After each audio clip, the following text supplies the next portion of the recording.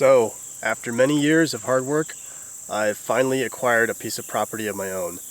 I now have 6 acres of beautiful land here in eastern Tennessee, and this is a huge upgrade for my life and for the business, this Cobb House. It's going to open up so many new possibilities for holding classes and building projects. So I'm going to lead you through every step of the process of how I'm going to turn this property, which is basically just a blank slate piece of land, how I turn this property from this state into a livable homestead or home site. So this is extremely exciting for me, and I hope that I can share this whole process with you all. There's a lot more that I can make for YouTube now. I can make videos on so many more topics that are relevant to building with Cobb, earth and construction, homesteading, some off-grid material as well. So in this quick video, I'm going to take you on just a short tour of the new property, kind of show you the lay of the land and what I've been getting started on so far. So the very first thing I actually did was to put in my mailbox, and this piece of property was divided out of over 100 acres of one of the locals' properties here, and so I had to get a new address. I registered the property with the local 911 office. They gave me a new address for this property, and then I went to the post office and notified them of the new address, and I put up my mailbox. So it's really usually that simple. So the next little item of business here that I have to do is put in the driveway, and the county roads have these drainage ditches along the edges. So what you have to do is install a culvert pipe, and I'll show you that pipe in just a bit here, and then the county will come and install it, put it in this ditch, and then cover it with dirt and gravel so you can actually drive into the property. Right now I'm using sort of an easement from the neighbor's property to get in here, so right now it's important that I get that driveway put in. And the culvert pipe, I'll show you right here, just got sitting here. I had it delivered yesterday, and just for security reasons I've chained it to this tree so nobody can take it, because these are quite expensive. This is a 20-foot long galvanized metal culvert pipe. This is an 18-inch diameter, and this is what's going to go in that ditch along the road, and the driveway will go on top of this. So if you have a metal one, at least here in Greene County, Tennessee, the county will maintain the pipe and clean it, but if it's plastic, they will not. So there's advantages of investing in the metal ones. They'll last longer, and sometimes your county will maintain it. So across the road is part of the neighbor's property. My property here, the 6 acres, where we'll have future workshop sites. You can see that tree there, kind of by that power pole. It goes up along that fence line. See those little bushes? Goes up to the tree line, back up all the way to the top of the tree line. I've got a little bit of the woods back there as well. Circles around the back, through the trees, and then down that tree line in the gully. See that little dip in the land there? And then basically back out right around there by the mailbox. So this is the 6 acres overall. So back down here by the mailbox and where the driveway is going to come in, let's walk up the hill, and I'm going to show you where I plan to put the road in later. This dirt here is extremely stiff. Has a lot of clay content in it too. It's really hard to dig through, and it's really easy to drive on. So for the time being, I don't have a real desperate need to put the road in.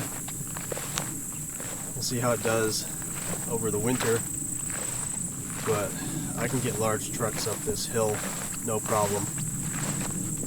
They'll leave tracks in the grass and all, but that's about it. So you can see the tire tracks. This is where I intend to put the road.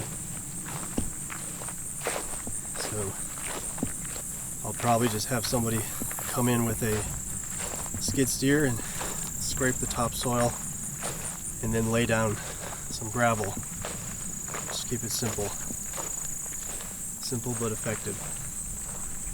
So let's walk all the way up the hill and I'll show you what I've got going on up there.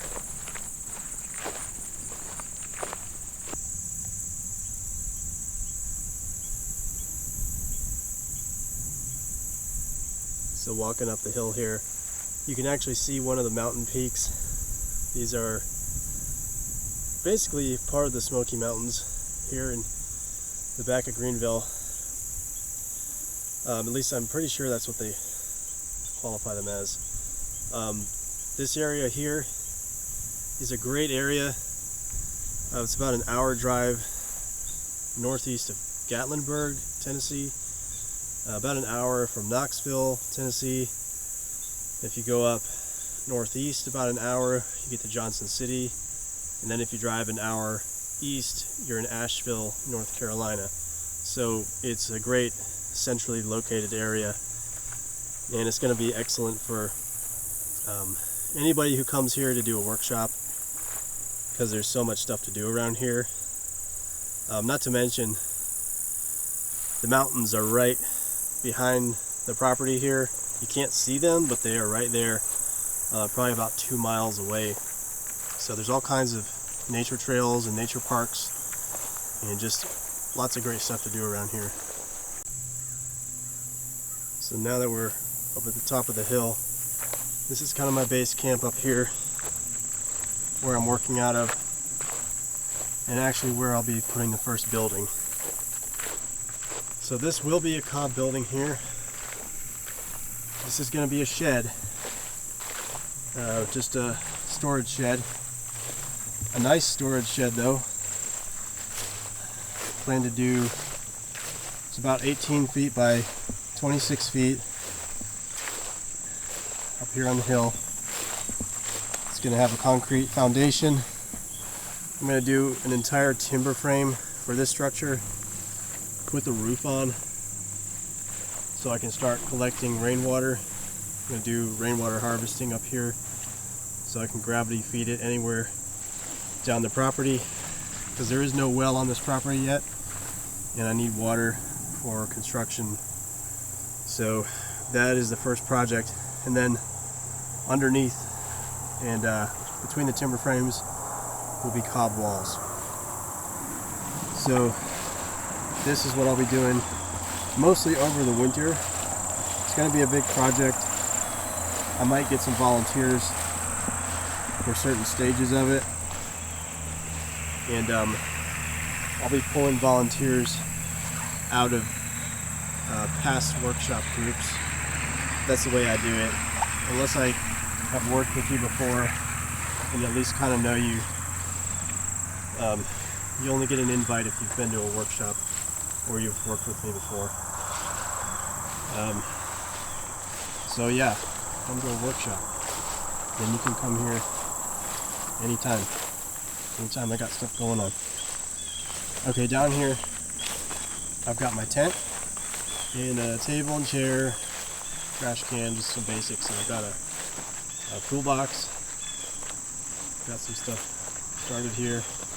I mean, literally I've only been here out here working less than a week, so just starting from scratch. Now over here I'm actually building an outdoor kitchen. I've got it oriented to the north here, a nice view. It's basically just a counter space to do my cooking and stuff while I'm out here. So I'm just getting started. I did the foundation, finished that yesterday.